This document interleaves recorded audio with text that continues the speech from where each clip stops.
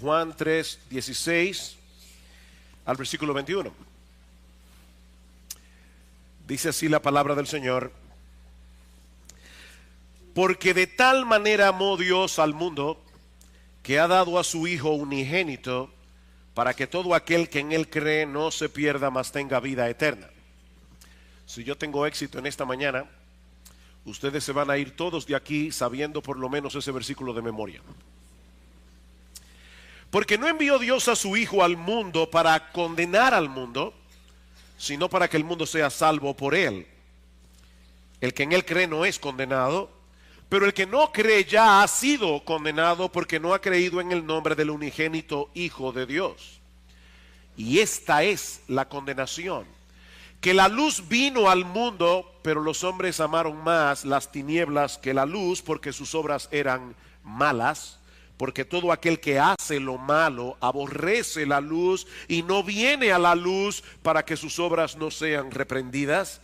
Mas el que practica la verdad viene a la luz para que sea manifiesto que sus obras son hechas en Dios. En las revistas Selecciones de este mes hay un artículo titulado ¿Cuánto sabes de la Navidad?, en el que aparecen preguntas relacionadas con la fiesta navideña. ¿De dónde proviene la tradición del árbol de Navidad? ¿Qué simbolizan los bastones de caramelo? ¿Cuál de los 3 Reyes Magos es de raza negra? E incluso, ¿cómo se llama el reno de la nariz roja? Rodolfo, por si no lo sabían. Pero hay una pregunta que por supuesto no aparece en ese cuestionario, y es la que yo quiero responder en esta mañana. ¿Qué es lo que se supone que estaremos celebrando el próximo 25 de diciembre? Yo creo que si hacemos esa pregunta en un centro comercial en estos días, es probable que muchos respondan que estamos celebrando el nacimiento del niño Jesús. Ahora, yo no estoy seguro que muchos puedan decir qué es lo que hace de ese nacimiento un evento tan importante como para haber dividido en dos la historia de Occidente. ¿Por qué es tan trascendental el nacimiento de Cristo? ¿Qué es lo que ese evento significa? La respuesta se encuentra en este pasaje que vamos a considerar en la mañana de hoy. Que Dios amó de tal manera al mundo que dio a su Hijo unigénito. Ese es el significado de la Navidad. Dios amó de tal manera al mundo que dio a su Hijo unigénito. Este es uno de los versículos más conocidos, más memorizados y más citados de toda la Biblia, y es fácil entender por qué. No me viene a la mente otro texto de las Escrituras que en una forma tan breve, tan sencilla, resuma todo el contenido de la revelación bíblica como lo hace este texto. En estos días estuve conversando con un taxista que tenía una Biblia en su carro, y yo le pregunté por qué tenía interés en la palabra de Dios. De hecho, yo lo invité, yo no sé si está aquí esta mañana, pero su respuesta fue algo como esto: yo encuentro en la Biblia palabras de aliento y de sabiduría. Y es verdad. Ningún otro libro del mundo puede dar al hombre la sabiduría y el consuelo que la Biblia da, porque solo la Biblia es la palabra inspirada de Dios. Pero Dios, le decía yo a esta persona, Dios no nos dio su palabra simplemente como un consejero o como un ansiolítico. La Biblia es la revelación de una sorprendente historia de amor, resumida en una forma extraordinaria en este famoso versículo del Evangelio de Juan. Y lo que yo quiero hacer en esta mañana es desempaquetar este texto bíblico y resaltar sus componentes principales para que podamos apreciar en su justa dimensión el inmensurable amor de Dios manifestado a través de la persona y la obra de nuestro Señor Jesucristo. Niños que están aquí, esta palabra inmensurable no es una palabra común. Esta palabra significa algo que no se puede medir. El amor de Dios es inmensurable. El amor de Dios no se puede medir. Y lo primero que Juan nos muestra en este texto para que podamos ver cuán grande es el amor de Dios, ¿cuál es el objeto de ese amor? Porque de tal manera amó Dios al mundo. Dios amó al mundo.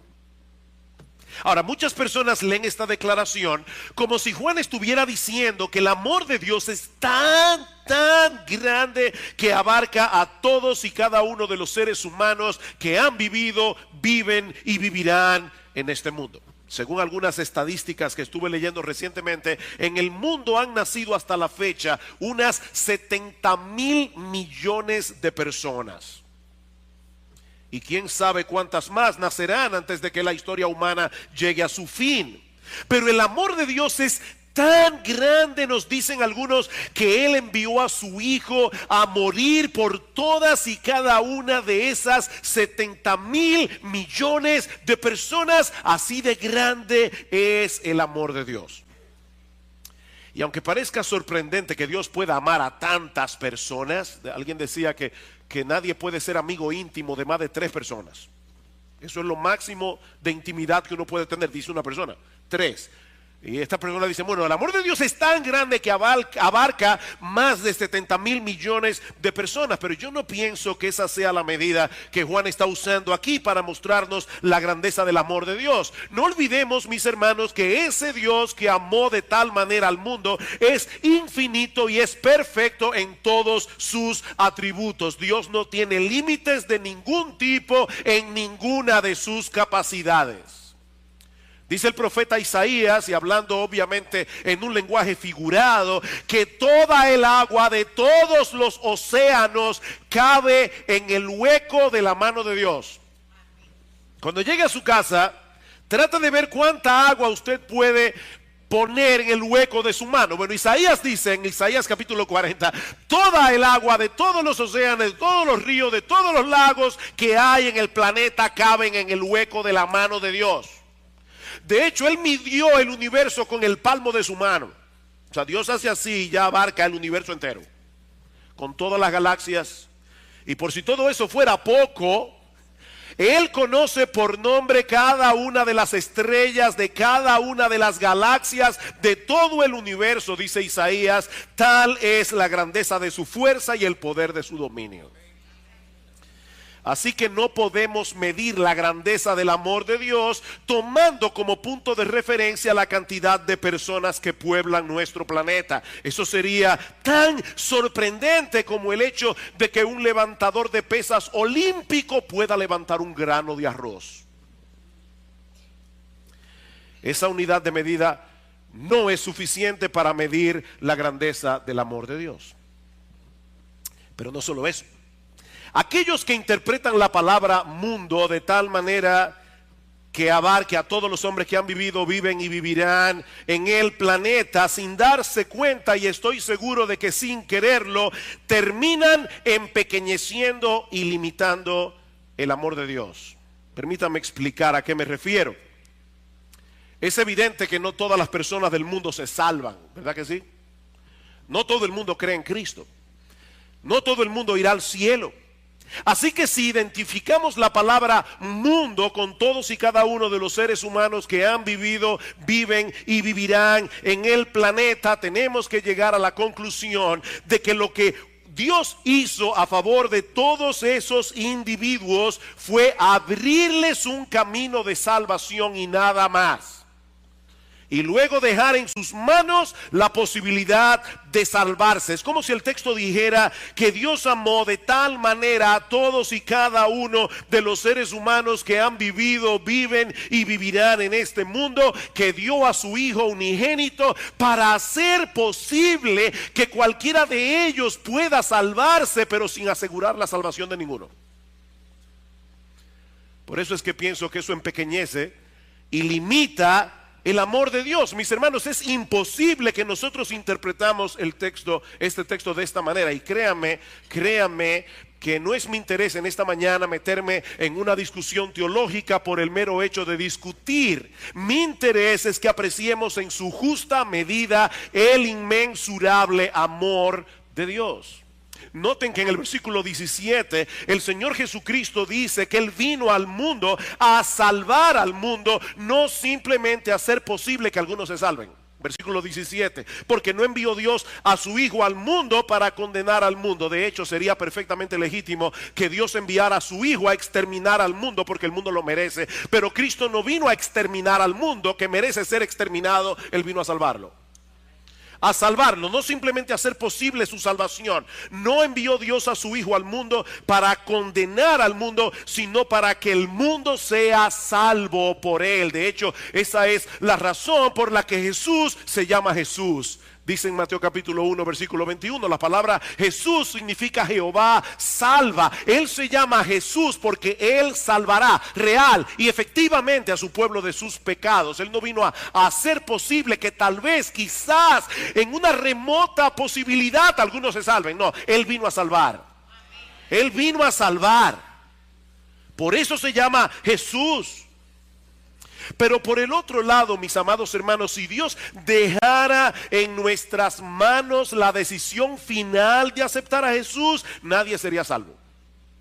Porque ningún hombre en su estado natural está inclinado a creer en Jesús. Ningún hombre en su estado natural está inclinado a someterse a su autoridad. Escuchen lo que sigue diciendo el versículo 18. El que en él cree no es condenado, pero el que no cree ya ha sido condenado porque no ha creído en el nombre del unigénito Hijo de Dios. Y esta es la condenación, que la luz vino al mundo, pero los hombres amaron más las tinieblas que la luz. ¿Quiénes amaron más las tinieblas que la luz? Todos y cada uno de los seres humanos que han vivido, viven y vivirán en este mundo. No aman la luz, porque sus obras eran malas, dice Juan. Porque todo aquel que hace lo malo aborrece la luz y no viene a la luz para que sus obras sean reprendidas. Mis amados hermanos, ¿cuántas personas de este planeta hacen lo malo? Todos y cada uno de las personas que viven en este planeta. Dice Pablo en Romanos capítulo 3 versículo 12 que en todo este mundo no hay una sola persona que haga lo bueno. No hay ni siquiera uno. Así que si el Señor se hubiera limitado a enviar a su Hijo a morir por todos los habitantes del planeta y luego hubiera dejado en nuestras manos la decisión final de la salvación, nadie hubiera sido salvo. Pero Cristo vino a salvar al mundo, no simplemente a crear la posibilidad de que alguien se salvara. ¿Qué significa entonces que Dios amó al mundo? Miren, mis hermanos, yo espero en el Señor que Él me dé la capacidad de impresionarlos en esta mañana. ¿Qué significa que Dios amó al mundo? Bueno, cuando Juan usa la palabra mundo en su evangelio, generalmente es para referirse al sistema de maldad imperante en el mundo y que se opone radicalmente a Dios y a sus caminos. Hace poco nosotros estuvimos estudiando aquí el discurso del aposento alto, los capítulos 13 al 16 del evangelio de Juan. Y uno de los temas prominentes de ese discurso es la oposición que el mundo levanta contra los cristianos por el mero hecho de ser cristianos.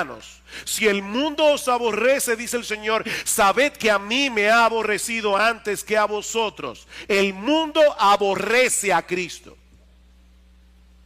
Y por consiguiente el mundo aborrece a todos aquellos que siguen al Señor. Pero fue precisamente por amor a ese mundo de maldad, por amor a ese mundo en pecado, por amor a ese mundo que lo aborrece, que Dios el Padre envió a su Hijo. Dice Benjamin Warfield que lo que Juan quiere mostrarnos en este texto no es que el mundo es tan grande que hace falta mucho amor para abarcarlo todo, sino que el mundo es tan malo que hace falta un amor muy grandioso para amarlo en su totalidad y mucho más amor para amarlo tal como Dios lo amó al dar a su Hijo por él. Ese es el énfasis del texto. Ese Dios, sigue diciendo Warfield, cuya santa justicia se inflama de indignación ante la visión de toda iniquidad y cuya absoluta santidad se aparta con horror ante cualquier impureza. Ese Dios ama a este mundo en pecado a pesar de todo. De tal manera que ha dado a su Hijo unigénito para que muera por él. Y eso nos lleva de la mano al segundo aspecto que se resalta en este texto. Y es lo que Dios estuvo dispuesto a hacer por amor a ese mundo pecador. Porque de tal manera amó Dios al mundo que ha dado a su Hijo unigénito. Lamentablemente los editores de la Reina Valera del 60, que la mayoría de ustedes usan, dividieron este pasaje colocando un título entre los versículos 15 al 16. ¿Se dan cuenta? Y eso puede llevarnos a perder de vista el flujo de pensamiento de este pasaje. Pero noten, mis hermanos y amigos que están aquí en esta mañana, que Juan 3:16 comienza con un porque. Un porque de tal manera. Lo que quiere decir que Juan 3:16 está conectado con el diálogo de Jesús con Nicodemo que se relata en los versículos anteriores y sobre todo con los versículos 14 y 15. Nosotros veíamos la semana pasada que el Señor está haciendo alusión en esos versículos a un episodio muy conocido en la historia de Israel para ilustrarle a Nicodemo la naturaleza de su misión en el mundo. En un momento en que los israelitas habían pecado gravemente contra Dios, camino a la tierra de Canaán, fueron castigados por medio de serpientes venenosas que mordían al pueblo. Los israelitas reconocen su pecado y le piden a Moisés que interceda por ellos. Y como respuesta a su oración, Dios le ordena hacer una serpiente de bronce, para que todo aquel que mirare a la serpiente después de ser mordido fuera librado de los efectos mortales del veneno.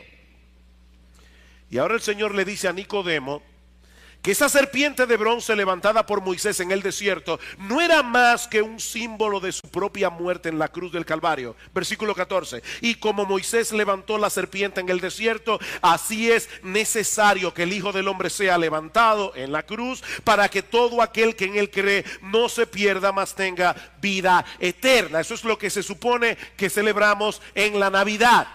Que el Rey de Gloria se hizo hombre para asumir nuestra culpa en la cruz del Calvario. El justo murió por los injustos, dice Primera de Pedro capítulo 3 versículo 18. ¿Y por qué Dios envió a su Hijo a morir en una cruz, a convertirse en pecado y en maldición, para echar fuera de nuestras vidas el pecado y la maldición? Porque de tal manera amó Dios al mundo.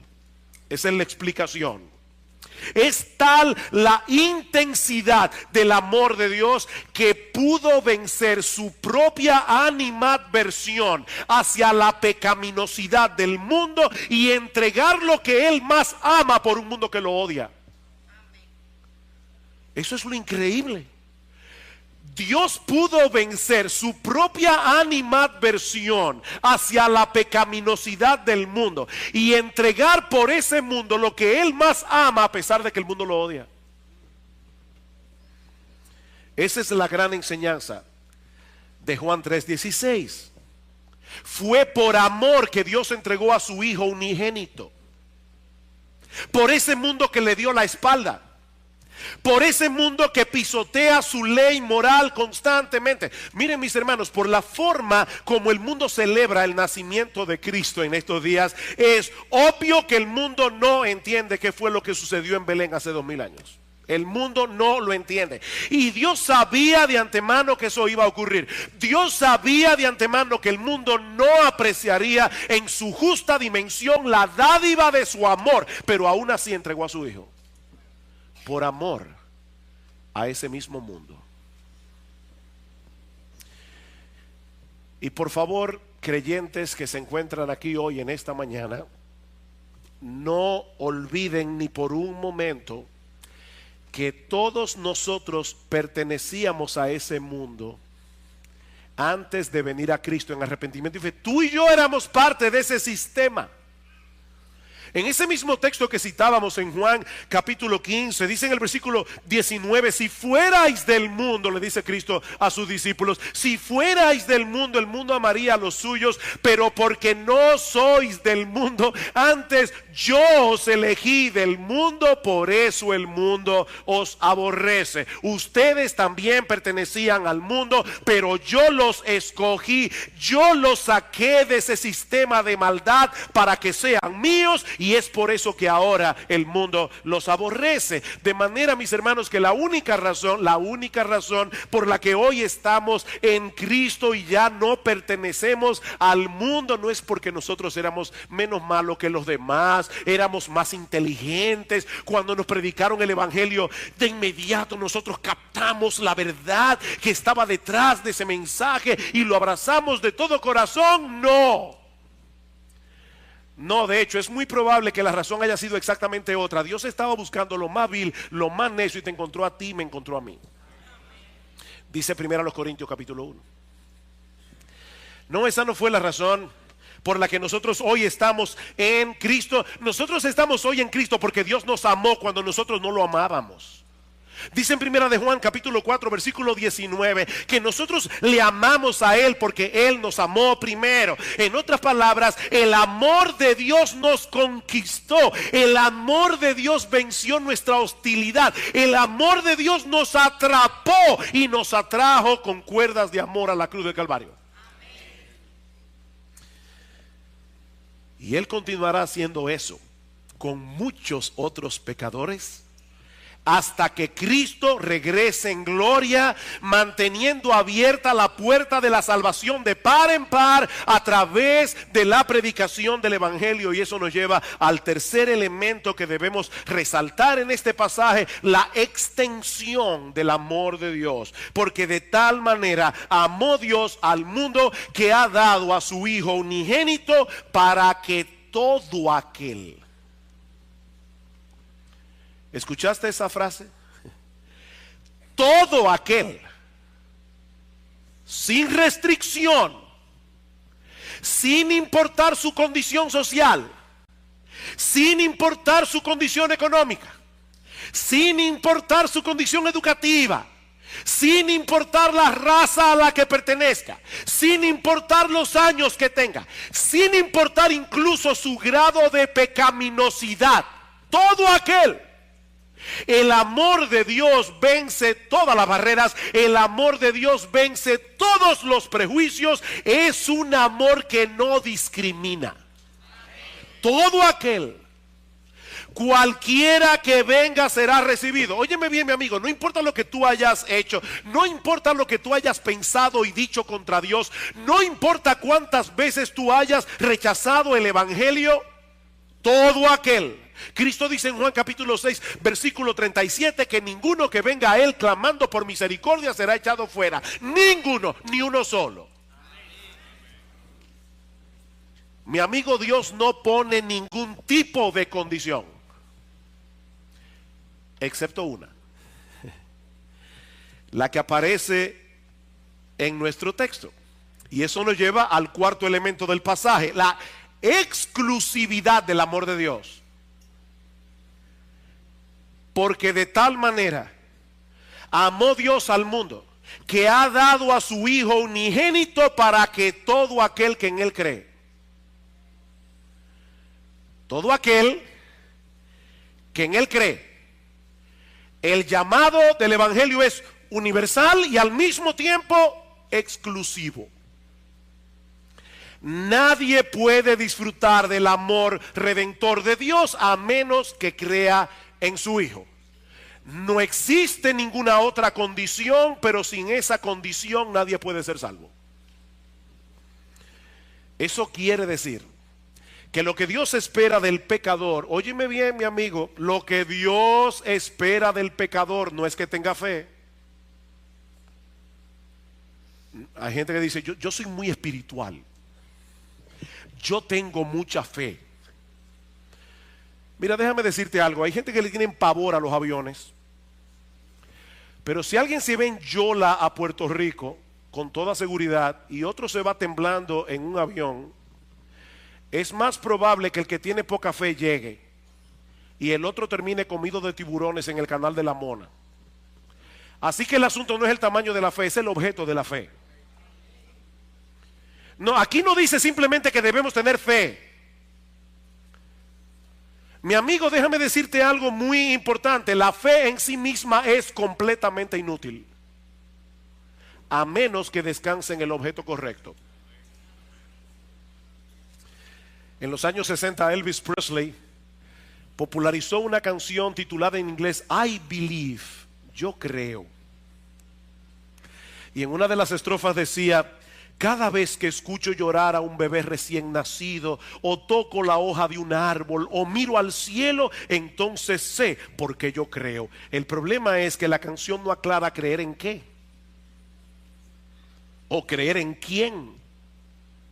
Pero el llamado que encontramos en este pasaje es muy puntual, es muy claro. Todo aquel que cree en el Hijo unigénito de Dios. Versículo 14 otra vez: como Moisés levantó a la serpiente en el desierto, así es necesario que el Hijo del Hombre sea levantado, para que todo aquel que en Él cree, no se pierda, mas tenga vida eterna. Porque de tal manera amó Dios al mundo, que ha dado a su Hijo unigénito, para que todo aquel que en Él cree no se pierda, mas tenga vida eterna. Porque no envió Dios a su Hijo al mundo para condenar al mundo, sino para que el mundo sea salvo por Él. El que en Él cree no es condenado, pero el que no cree en Él ya ha sido condenado, porque no ha creído en el unigénito, en el Hijo unigénito de Dios. ¿Sabes lo que eso significa, mi amigo?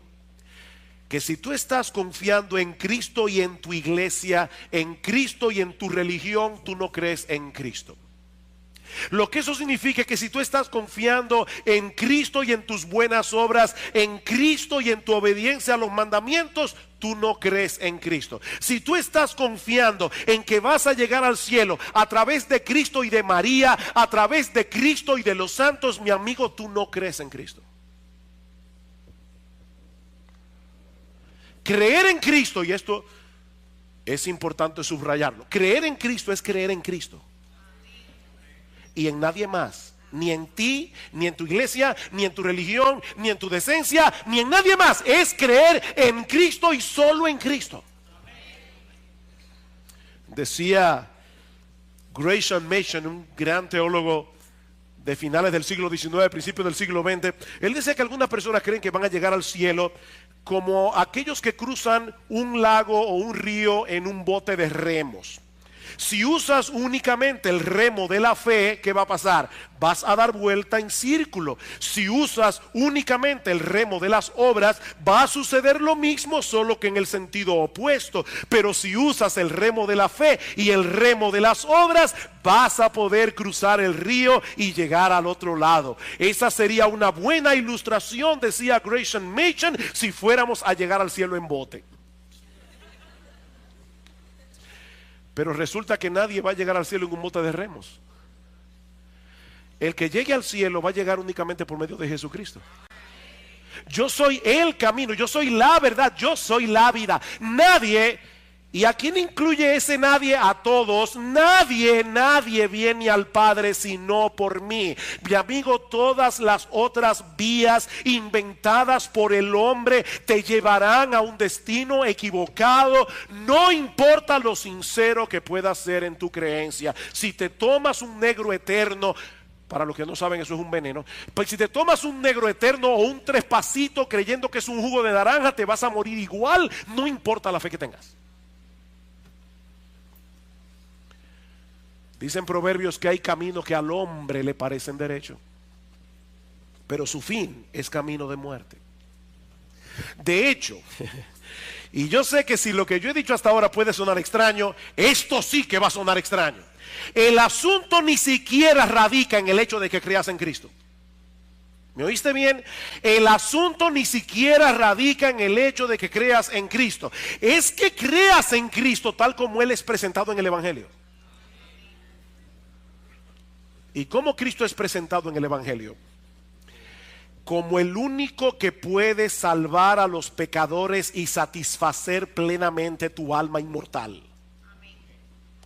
Yo soy el pan de vida, dice el Señor en Juan capítulo 6, versículo 35. El que a mí viene nunca tendrá hambre, y el que en mí cree no tendrá sed jamás. En otras palabras, solo yo puedo satisfacer plenamente a todos aquellos que creen en mí, que creen que acerca de Cristo, que solo en Él hay plena salvación, que solo en Él hay plena satisfacción.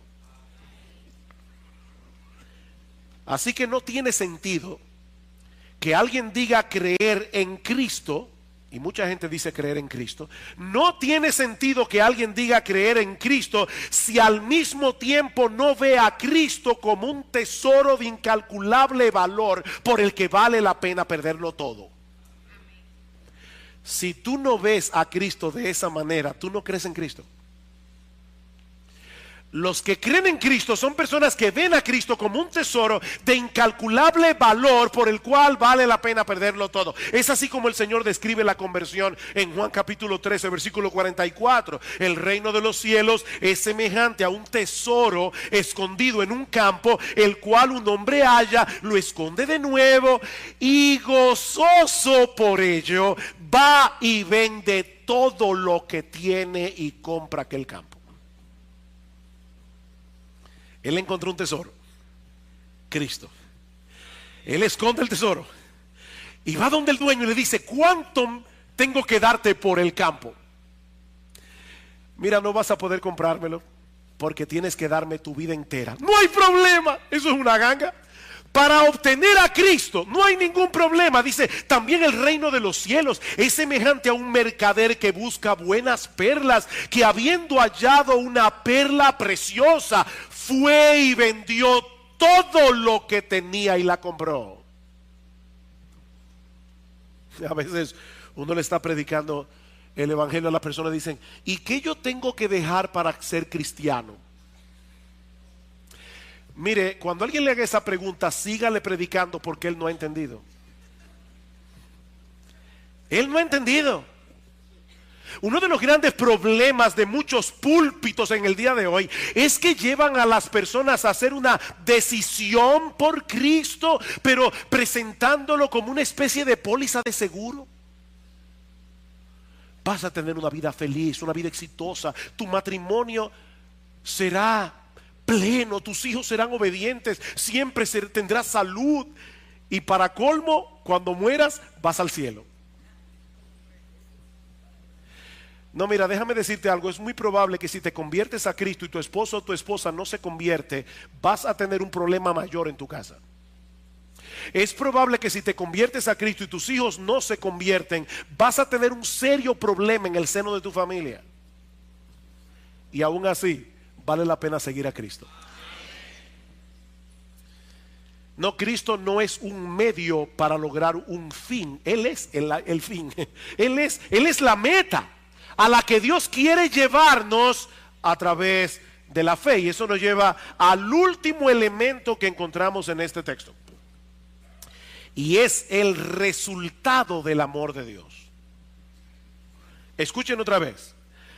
Porque de tal manera amó Dios al mundo, que ha dado a su Hijo unigénito, para que todo aquel que en Él cree no se pierda, mas tenga vida eterna. He ahí las únicas dos opciones para toda la raza humana: salvación o perdición. Y óyeme bien, mi amigo, si tú estás aquí en esta mañana, debes entender que tú estás en uno de los dos grupos. No hay tres, no hay cuatro, solo dos: salvación o perdición, vida eterna o condenación. Y lo que hace la diferencia es únicamente la fe en nuestro Señor Jesucristo. Los creyentes no tendrán que enfrentar el veredicto de condenación en el tribunal de Dios, porque hemos confiado en aquel que pagó nuestra deuda muriendo en nuestro lugar en la cruz del Calvario. Pero los que permanecen en su incredulidad no podrán escapar de ese terrible destino, porque el veredicto ya fue emitido en el tribunal de Dios. El que en Él cree no es condenado, pero el que no cree ya ha sido condenado, porque no ha creído en el nombre del unigénito Hijo de Dios. De hecho, eso es lo que el Señor repite otra vez en el versículo 36. El que cree en el Hijo tiene vida eterna, pero el que rehúsa creer en el Hijo no verá la vida, sino que la ira de Dios está sobre él. Otra vez, solo hay dos opciones: vida eterna, condenación perpetua. Y la línea que demarca y separa un destino del otro es el Señor Jesucristo. Es el que cree en el Hijo, el que tiene vida eterna.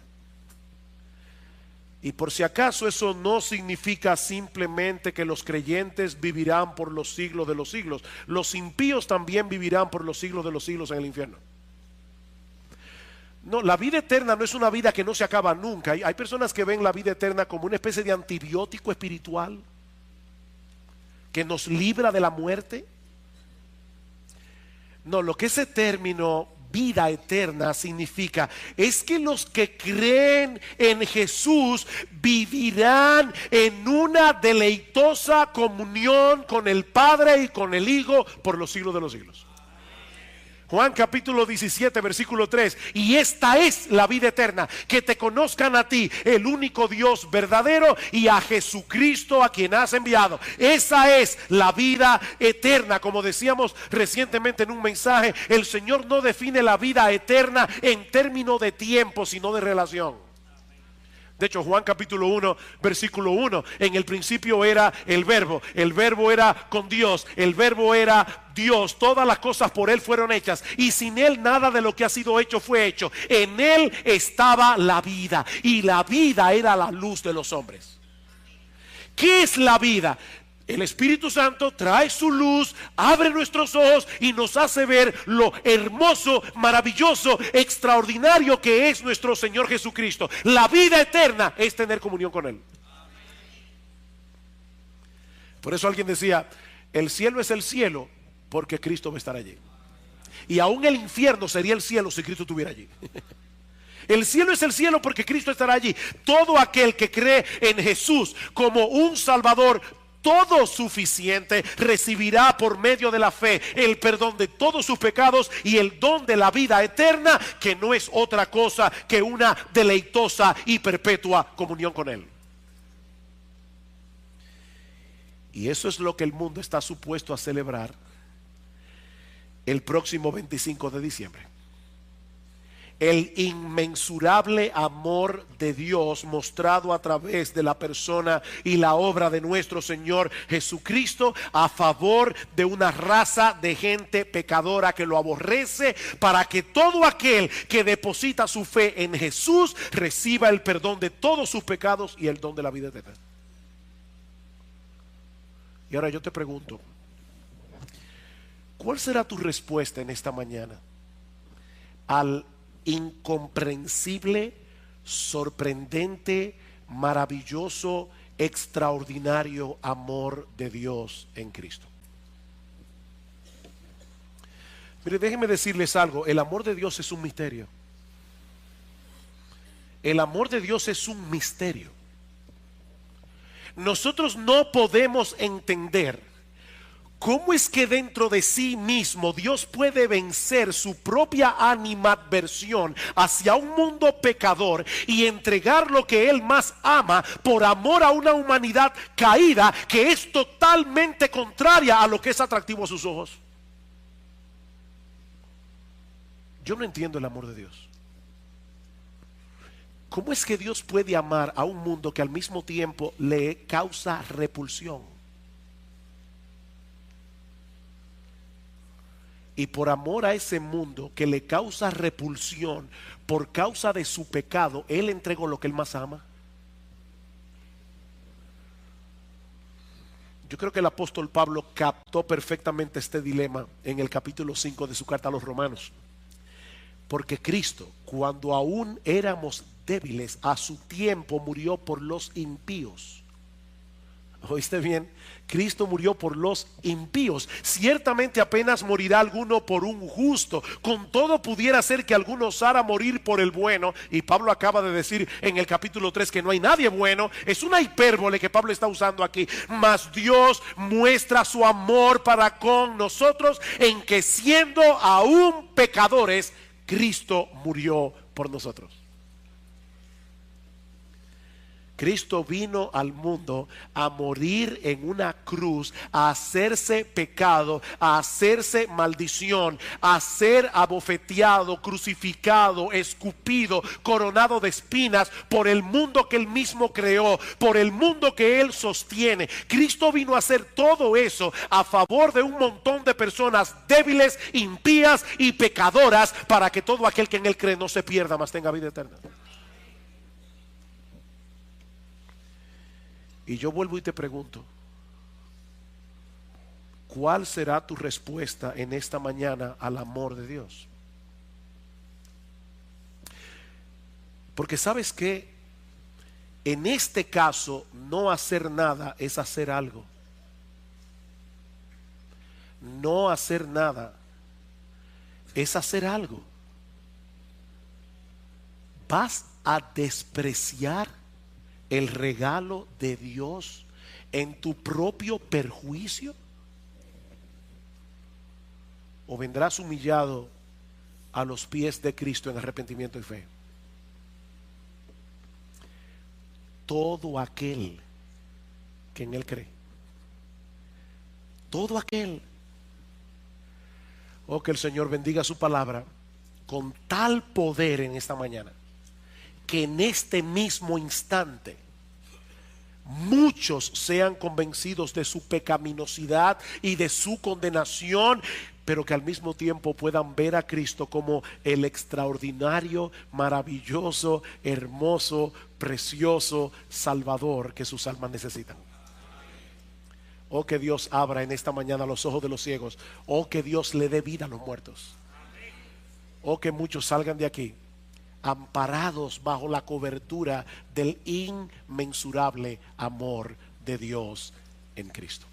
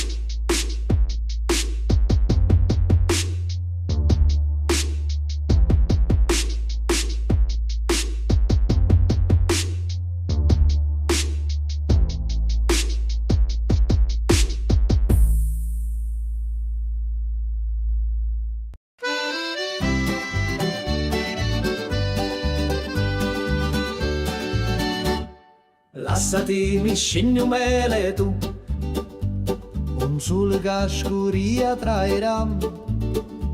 Mi dissi vieni con me stasera, una sera che pari a magia, una cantina che durava musto, lo cuore mio, gli incidetti tutto.